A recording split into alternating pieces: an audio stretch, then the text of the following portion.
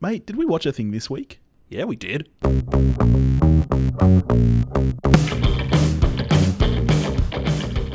What up, everybody? It's your boys. Your boys are back again.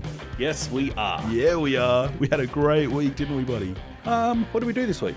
Actually, I had a pretty shit week, to be honest. I'm sorry to hear that. Oh, it's all right, buddy. Things are all right now. How are you doing? I'm all right. What did you get up to apart from movie watching? Very little. Yeah. A new season of Sports Ball started. Oh, yeah, I saw the sports ball. I saw that we were doing okay until the second quarter. Honourable loss. Yeah, yeah. Honourable We loss. had some injuries. Yeah. You know, Smith and Jones, they hurt their... Don't get me Achilles. started on the umpires. Oh, mate, the umps, the bloody umps. Does sports ball have umps? This particular Sports Ball has umpires. Oh, there you rather go. than referees. Well, Yes. okay, cool. All right. I thought you were trying to trick me there to admit that I know nothing about sports Hey, ball, there's which no- of course is false. There's no tricking you when it comes to sport. No. I am a man who knows my sports. Just look at my physique. You're a walking almanac. All right, so what are we talking about this week? What did we watch? We watched a sequel that probably someone wanted. I wasn't one of them.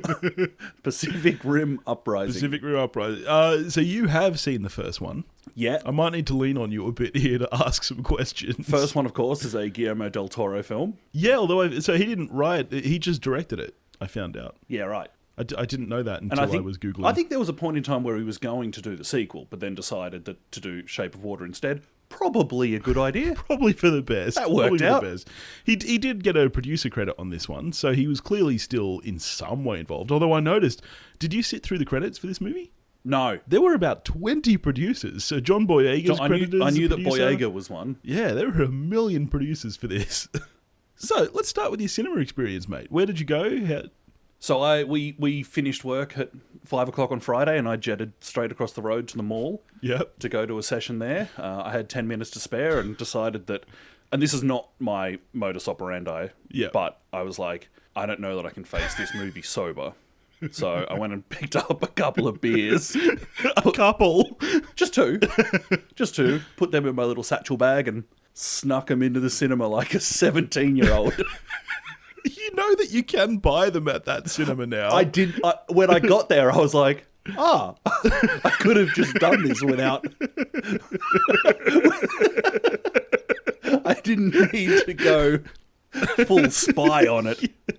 But it was full spy. But you're a rebel. You like to be rebellious. People do say that about me. Was there even anyone checking tickets at the hallway when you went up? Yeah, there was. Oh, okay. There All right. was. So you did have to sneak it in. Yeah, and they weren't screw tops. They were hot, so I had okay. to use the one on my keyring to, I waited for a noisy part of a trailer to be like, psh. So I went to the same cinema, but my session started 10 minutes before I finished work. So I ran over as quick as I could, and I just made it for the start of the movie. But I didn't get any trailers, which is a bit of a shame because I don't watch trailers online. So I was hoping to see some new things, Yeah. but didn't get any. So that was. Did you get any popcorn or snacks or anything? Got a choc top, Yeah, you got to have a choc top. which boysenberry choc top and beer. I don't think that's going to take off as So a it's not- flavor. As a flavor combination, So it's not as good as choc top and popcorn, which is what I taught you the other week. it's better than that. You dick. But popcorn is the healthy snack. We know this. We are on a health kick. Not a hint of oil about it. I'm liking this episode though. If we could just continue not talking about Pacific Rim Uprising. Well, you know what? Let's get into it. Oh God. So, Pacific Rim Uprising, directed by Stephen S. DeKnight, and this is his feature film debut. So previously he's worked on Spartacus, Smallville, Buffy and Angel. I know we're both Buffy and Angel fans. I'm a massive Smallville nut. And it was written by him, Emily Carmichael, Kira Snyder, and T.S. Nowlin. So 4 writers. You know it's a great film when it's got 4 writers on it. It's normally a definite precursor to quality, isn't it? Yeah. When it's written by committee. That's right, and none of these writers are returning from the previous film. Not one of them. So the movie takes place 10 years after the Battle of the Breach, which I'm guessing is the plot of the first movie? Probably. I kind of did my level best to forget the first one. I was severely disappointed by Pacific Rim. So you actually went into that with expectations.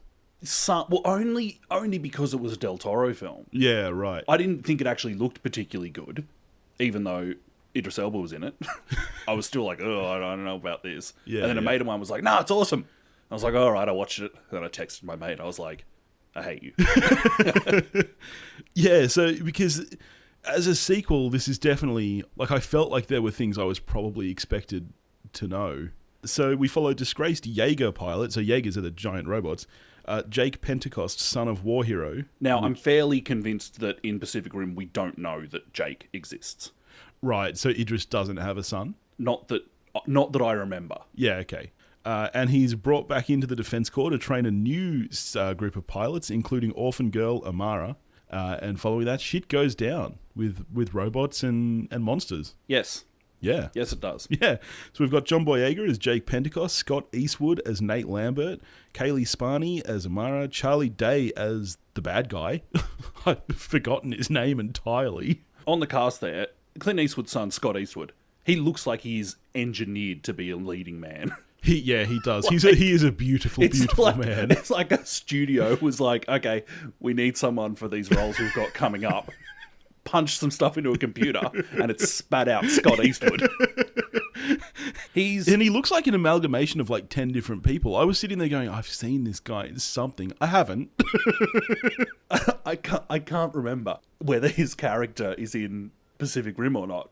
Oh yeah, right. Yeah. I didn't go back and check. Well, I mean, this is the thing. He's pretty young. Because And given that Charlie this is Hunnam set was in 10 years the after. first one. Oh, right. And So I he's can't- not in this one. I can't remember if he survives the film. Because I was just like, why are people trying to make Charlie Hunnam a thing? Straight off, this movie started, it really took me off guard. I was shocked. When we have that opening scene with the gunshot patient in the hospital and the doctors are running around trying to find this surgeon and they go in and they're like, oh, we need you to come and help this guy. And he pulls his face mask down. It's Bruce Willis. I was like, oh, shit, the marketing was... They started playing the wrong movie. So they started playing Death Wish, and because I was late, I thought I must have walked into the wrong cinema, which wouldn't be the first time I've done that.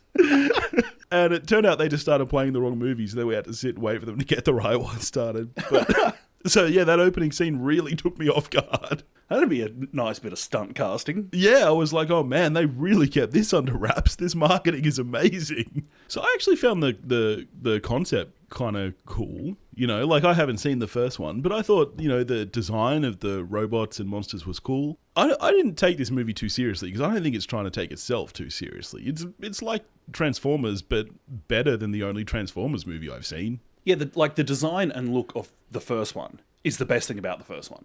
Yeah. It's a cool looking film, and particularly because there are some really cool sets in the first one. Yeah, yeah. There's just some really cool looking sequences in the first one.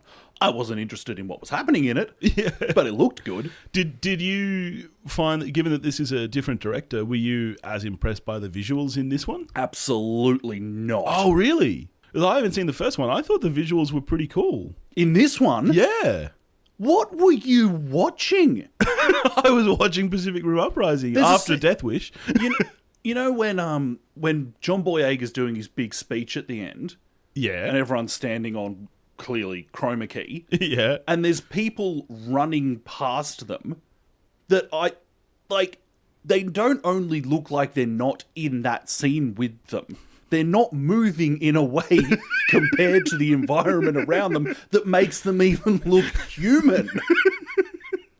This is why I love these conversations. Like the work on the Jaeger bombs themselves Yeah. I'm fine. That's fine. Yeah. Good job. Yeah. And if you're going to put your money somewhere, it makes sense that's where That's went. where the money went. But everything in terms of the environments and stuff, I thought was just shitful. Yeah, I'd agree with you. Yeah. I just like to get you worked up. I agree, it looked terrible. But yeah, the robots look good. I thought the design of the monsters was good. But yeah, the environment work wasn't. Oh man, I didn't hate their version of Future Sydney. I thought that was actually reasonably well done. Yeah, okay. I was like, oh yeah, I could see that's what Sydney might look like. I did think that the particle effects and stuff were done well. You know, like while the environment stuff wasn't, when a building actually, you know, gets demolished and there's dust and rubble and stuff flying everywhere, I thought that stuff looked good. See, for me, that's another, and like we've talked about this before, the visual effects where there is a just no relation to the laws of physics. You don't feel the weight of these things or anything. This, for me, is very much in that category. Oh, okay. There's stuff falling down everywhere, but at no point do I feel like people running around on the ground are actually in any danger. Well, and this was the weird part too. Like, people talk about the destruction in, say, Man of Steel or something, the cost of damage there. This was ridiculous. That fight in Sydney, this isn't an evacuated city. There are people there. And there's one point where, so the robots have this technology, I don't know, it's like a gravity suction type thing. Yeah. So they suck up this pile of cars to throw at the enemy. There are probably people in those cars. Good bet. Like, when that happened, I was like, oh, come on. It was something during those scenes, it was something I was thinking of because I was pretty uninterested in the fight itself. I was like, I don't care if the kaiju kills you all, really. And I was like, I was just in my head trying to tally up how many people have died. Yeah. Probably thousands and It's thousands a lot. and thousands. I feel like they would have been better off just letting the kaiju roam around for a while. Yeah. And it would have killed less people. I also didn't understand this whole concept of needing two people to control the robots. It's one of the dumbest things about the first one. They try and explain it in the first one, but it is a ridiculous concept that makes no sense. Yeah, it doesn't make sense. Every bit of story that has to do with drifting, is that what they call it? With drifting, is just stupid. I just don't understand. Like, how hard would it be to, like, we should try drive my car together sometime. I'll do the brake, you do the accelerator. Well, I've done that for a while up the highway. I was in the passenger seat. I just did the steering wheel for a second. I did not for any police officers listening. Yeah, that's just ridiculous. Like, I was sitting there going, like, how hard that would make it so much harder to control. Yeah, does one person do one arm and the other do the other, or how does it even work? I think they meld together so that they're both doing everything. And there's nothing in the first film or this one that makes it either make sense or seem in any way a good idea for plot or the reality of the story. Yeah. It's so daft that when the supposed bad guy is saying, we've got these drone things that mean you don't have to do that anymore, I'm like, why is anyone objecting to this? This is clearly a good idea. It makes sense. It totally makes sense. Everyone's like, no, you can't take us out of the field. Linking together, which we've seen can go really pear-shaped. Yeah. But no, you can't do this to us. If it honestly takes two people to do it, why don't they have a third guy waiting in this pod, like in case one of them passes out or something? Oh, because not everyone's compatible, Billy. This is so dumb. The other thing that really, really bugged me, it's like, okay, they're training new recruits. Sure, whatever. They're going to need new recruits. Are these new recruits the only pilots they have? In the final act, when they go into the battle, why is it only Jake and Nate, the two kind of heroes, and then a bunch of recruits? What, aren't there any other pilots who could actually, who have experience in the field? I do feel like they dropped the ball there. It's like, okay, and Jake come on, 12-year-old kids, come on, it's certain death, let's all go. And Jake gets roped into it, so they had... And they've got, half a dozen robots. Yeah. And they had, one full-time pilot on staff. Yeah, exactly. That's just bad management. Terrible management. And all of the robots were they decommissioned or dead or something? So they had to fix them up. So we do get the best montage ever captured on cinema. Oh, so because I snuck... I was wondering what I missed. Because the first half of the film I was there sipping beers. There came a point where I had to duck out to the bathroom and I was like, let's see how long I can make this last. So you missed the montage. So that I don't have to watch some of this film. And I assumed that I was just missing old mate acting weird, fitting them with his kaiju blood rocket fuel Charlie Day. Yeah. Oh, no. No. Yeah, the scientist guy. Yes. Yeah. I figured that's all I missed because when I came back in, they then took off like rockets. Oh, there was this amazing montage sequence. I can't believe I missed a montage. Where the little girl who made the Scrapper robot, she was all, helping them remake these robots. And they're like, oh, it was incredible. Sounds good. One thing that's, it's a criticism of this film, but it's criticism of a lot of current spectacle films. When you've got these giant things fighting in a city, you don't feel the size of these things. Yeah. I don't think. Because the camera moves around in ways that an actual camera, the camera, inverted commas here, moves around in ways that a physical camera can't do. So unlike a great example of this being the first T-Rex attack in Jurassic Park, yeah, where you look at the T-Rex from the level of the cars. And it's huge and frightening, and you get a sense of what this thing can do to you and how it's moving in relation to things that you are familiar with. I think part of the problem comes down to the entire design of it. You know, with Jurassic Park, you're looking at the T-Rex from a human perspective.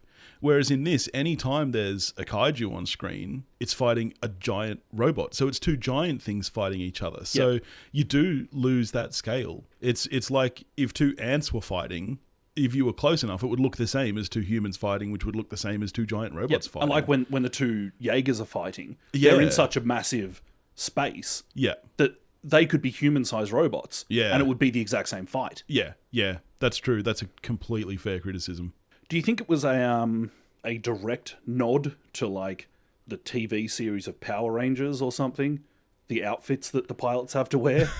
Because they are garbage. It's amazing how much of this seemed like Power Rangers inspired. Yeah. Even at the end when the three kaijus like meld together to be one big kaiju, it's like, isn't that what the Power Rangers used to do? I was thinking Voltron myself, but because Voltron's the greatest. Why can't someone make Voltron them? Oh, they did make a new series of Voltron, didn't they? I think they did. Yeah. There was a bunch in this that like just looks cheap. Like the pilot outfits and stuff, and not in a cool, Blade Runner, Star Wars, dirty future kind of run down way, just cheap. Yeah, the inside of the Jaegers I thought was so uninspired. Like the design of the inside of that with the, the heads up display that they're interacting with, and everything they did inside that looked so cheesy. Like when they had to kick together at the same time and stuff like that. And the way they're kind of suspended by this rope. So I don't know if it's meant to show that they're... Because I actually didn't even realize for the first time they were doing that they were actually physically inside the robot. When we have that battle in Sydney... That comes straight after they're talking about the drones. So I thought, okay, this is them showing off the drones and they're not actually there inside the robot. We've had plenty of bad things to say about this film, but I have some positives. Yeah, I have some positives too. So you kick us off. They might overlap. Okay. This film makes Pacific Rim look really good. Is that the only positive you've got written down? I've got more. After the movie, I had a beer by Kaiju Brewing. Yeah, they're a brewery from, I hear they're good beers. They're a brewery from Melbourne, and they do really good beers. So I had a good Kaiju experience last night. It just had nothing to do with the film. You know the newsreader that we see towards the beginning of the film when they're in Sydney? When they're in Sydney, yeah. I've filmed something with that newsreader before. Oh, there you go. So there's my That's your little stamp on it. Yep. Your claim to fame. Yep. I'll sort you out with an autograph afterwards. Other good things about this movie. It's not very long. It's not very long, which is nice. It's less than 2 hours, which most movies for some reason are over 2 hours these days. I've got a few positives.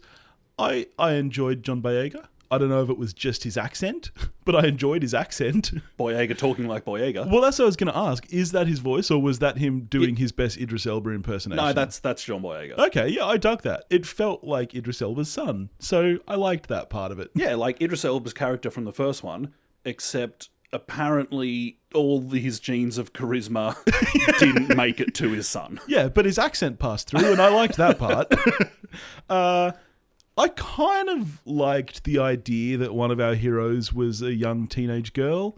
I like what they were trying to do there, but I don't think it really landed. But, it's great that we have more female characters and... Good diverse cast. Yeah, that's great. Yep. So there's something positive. Let me. There's good diversity in the cast. Not that it's a good diverse cast. I don't know if she's from the first one or if this was just another really bad thing. Who was the woman that Nate and Jake were fighting over? No idea. She's barely in this movie. No idea. There's this weird kind of almost romantic triangle subplot, and yet this woman, I don't even know what her role is. You feel like in the first draft of the script, maybe even in the first cut of the film. Yeah, she had a role to play and it got cut. But then that being the case, essentially go all the way and just cut her out of the film. Yeah, because she has virtually no purpose. She serves no purpose. Yeah, that was so strange. Unless she was some integral part of the montage that I missed. Well, no, she's not. From memory, she's not even in the montage. Yeah. So. All right, let's talk the rest of the cast. Are you a Charlie Day fan?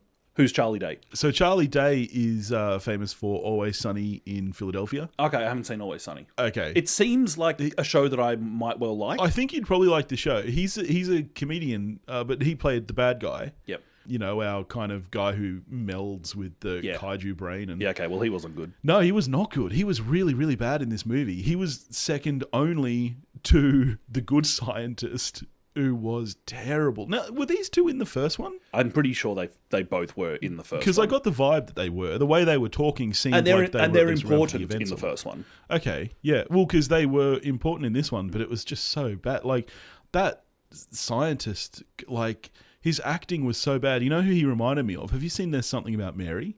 A long time ago. He reminded me of Tucker, the guy who was pretending to be crippled to get Mary's attention. Yeah, right. That's what this guy reminded me of. It was so bad. Are we supposed to be suspicious of this character? Because that's the vibe I got for the first... Like, he's so weird that No, I I was don't think- like, is this guy up to something evil? Well, I wasn't, but I knew him from... Oh, and by knew him from the first one, I mean I barely remember him being in the first one. Ron Perlman's and Idris Elba are the only people I really remember from the first one. Ron Perlman's in the first one? Yeah. Because it's a Del Toro film. You have to get Ron Perlman in there. Now, let's talk about the final act of the film. We've had this discussion before about stakes in films, particularly in final acts and particularly action movies. What were your thoughts on you know, the direction this film went in towards the end? Did I miss something with... What was Ultra Kaiju doing at Mount Fuji? So Was you, it- you was must have been in the bathroom for a long time. You missed more than the montage, my friend. I took my time. Were you playing some Angry Birds in there? Okay, so what they explain is, and all right, I know I only saw this 2 days ago, but my memory is very hazy. Something to do with Mount Fuji being a great source of energy because it's an active volcano, and kaiju blood reacts with sources of energy, which is what our scientists found out, and that's how he remember he was talking about using kaiju blood for the thrusters. They were really ramming that point down your throat, actually. So what they're trying to claim is that if kaiju blood got into Mount Fuji, the energy... Specifically. No other volcano. Just Mount Fuji, yeah. Just the one near a city that is famous in cinema for having big monsters in it. The energy would be so strong that the world would explode, effectively. Okay. Like the entire world. But how does that help the aliens that are attacking the Earth?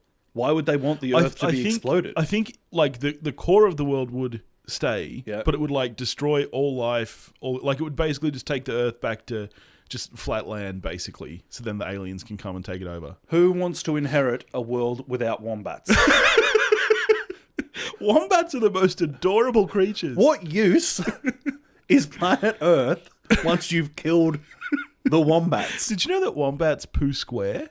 I did not know that. Yeah, That's a fun fact. Their poos come out square so that they... Like dice? Yeah, so that they like stay, basically, so they don't roll, so that they don't like get everywhere. They're just... Aren't they the greatest? Oh, they're so great. Everyone loves a wombat. My totem animal. This conversation's gone really off track. If you wanted to hear about Pacific Rim, I'm sorry. We're talking about spirit animals Anything today. Okay, so Mount the Fuji... So the world's gonna end. Yeah. Well, I bet that's gonna happen then. Yeah. And also... like, so many people have already died. Mate, spoiler alert. The kaiju doesn't win. No, but this is the ridiculous thing about this. If they're worried about blood getting into Mount Fuji, why is their solution to practically demolish this monster while he is standing on the top of Mount Fuji? There is kaiju blood sprayed everywhere. Are you telling me some didn't get down into that hole? Yeah, that's a fair point. I was like, this is ridiculous. This is what you're going to do? You're going to launch yourself into the atmosphere, spoiler alert, and land on the monster at such high velocity And that that he sequence literally is bursts. so daft. Oh, mate. I mean, the whole movie is, but you talk about, like, yeah, it's bad. Okay, this will shock you. My knowledge of active volcanoes, not great. But is it realistic to have a bunch of simmering magma at the lip of Mount Fuji? I don't think there's magma. Because when I saw that, I called bullshit on it. Yeah, that sounds fair. I again, it will shock you. I am also not currently a practicing geologist. What's the difference between magma and lava again? Is it magma when it's under the Earth's crust and lava, I can't remember which is which. Well, magma's really hot. They're both warmish. And lava's more liquidy? They're both in a liquid state. They're both molten rock. Write in, anyone who knows. Yeah, if you know the difference between lava and magma. I can't be bothered going to Wikipedia. You know what? If you know the difference between a tortoise and a turtle, can you write in as well? Because I've been curious I know for a while. that. What's the difference? Tortoises aren't aquatic. They have feet. Turtles have flippers. You are so right. I used to have pet tortoise. Yeah, they've got feet. Yeah. And look very much like E.T. They do look like E.T. Like, I actually do. I don't think I'm making this up. I think E.T. was based on a tortoise. Well, longer necks and skinnier heads, but I see the E.T. connection. And there's a cool giant one in Neverending Story. Yeah, there is. How good is Neverending Story? When was the last time you watched it? Oh, don't tell me. Don't ever watch it again. Oh, really? Don't ever watch it again. I had the same experience with Labyrinth. I rewatched Labyrinth recently. Your memory of Neverending Story is better than the reality of it. Don't like, tell me still that. definitely show it to your daughter. She'll love it. Yeah. Or if she doesn't, But do I have put her up for do I have adoption. to leave the room while she watches it so it doesn't spoil my memory? Yes. Oh, that makes me sad. I'm not with you on Labyrinth. I still like Labyrinth. Dude, Labyrinth is so bad. No way, man. Dude, rewatch Labyrinth. It's not good. It doesn't hold up. Great Oh, yeah. bulge. Dance. Magic dance, my friend. The babe with the power. What power? The power of voodoo. You do.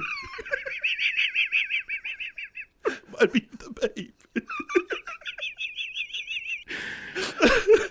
Anything else we can talk about that's not Pacific Rim? Oh no, we've lost Billy. Oh, I've gone too far. We've lost Billy.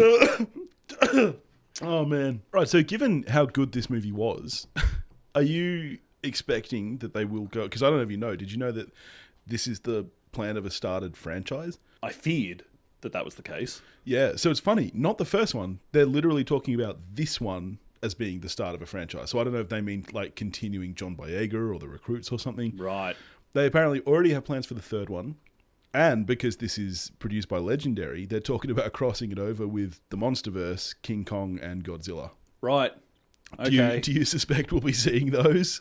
Well, that will, like any other question, that will be answered by the box office. Yeah. They're certainly looking outside of just the US for this film to make money. Oh, definitely. I think it will pretty easily make its money. How full was your cinema? You went to a kind of after-work session. Yeah, I think there was 15 to 20 people. Yeah, right. Because I was really shocked when I went to like a 3 o'clock session and it was basically sold out. Oh, I But forgot. I guess maybe I've got the after school. I forgot my one other positive from this film. Oh, yeah? Timed out beautifully with the bus I was getting home. That's great. Don't you love when that happens? Walked outside. I told you you'd make it. Walked outside. Bus. And so then on the bus home, I was texting my mate who first got me to watch Pacific Rim. And I was like...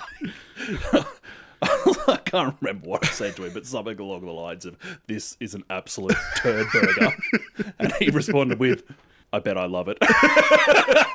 And you know what? That's the thing. There is an audience for this movie. You and I didn't like it, but I have a friend who loved the first one, and I bet that he'll love this one even more. Yeah. Like, Good for you. yeah, that's fine. If you like this movie, that's cool. You, man. I'd rather have liked it.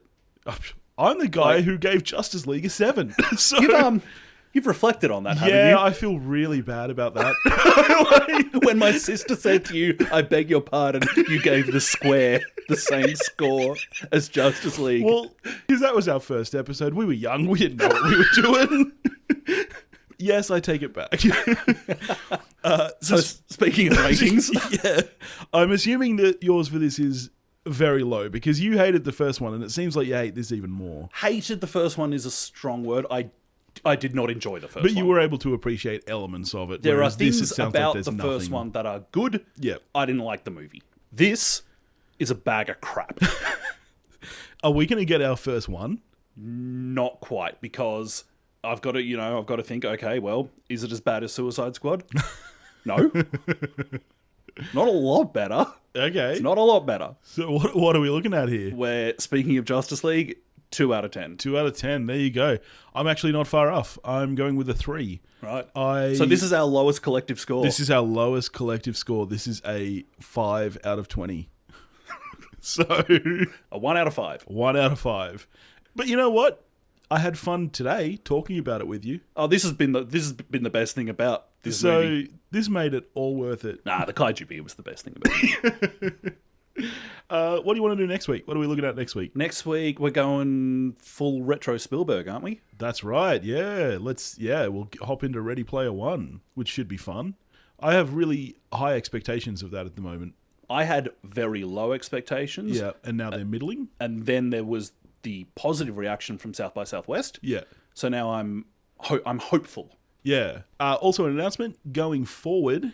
What day will we be coming out, Toph? Thursdays. That's right. Not Mondays. Mondays has been fun. Going forward, we will be a Thursday show. So obviously today, hey, happy Monday. But yep, from next week onwards, Thursday it is. Well, thank you so much for joining us, everybody. If you want to get in touch with us, you can do that at wewatchedathing.com or at wewatchedathing@gmail.com. And you can find us on Instagram, Twitter, and Facebook at wewatchedathing. Thanks for listening, everyone.